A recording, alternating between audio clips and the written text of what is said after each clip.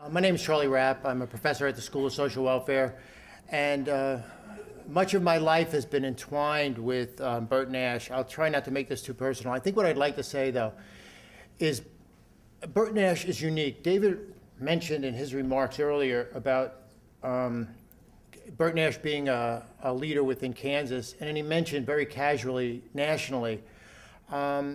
If I could give you a bit of a national perspective, that would suggest that Bert Nash is a leader nationally, and give you a couple things to think about.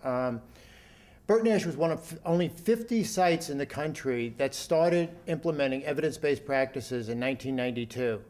Shortly thereafter, they added, that was with supported employment. Evidence-based practices are those that science has proven to be the most effective in working with our clients.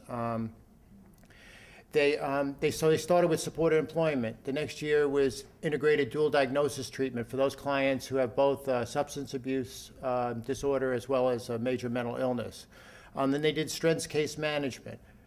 Now they were the third agency in the country to implement a decision support center, which fosters people with psychiatric disabilities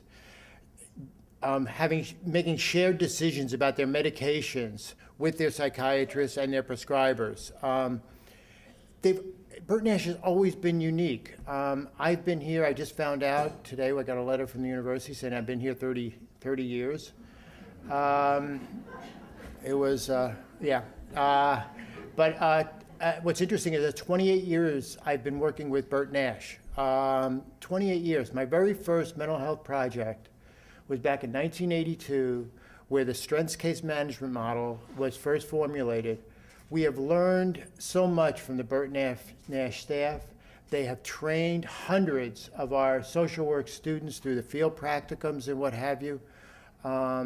They've trained my mental health staff in lots of ways. Some of their staff are co-trainers with us as we barnstorm around Kansas and try to train other mental health staff.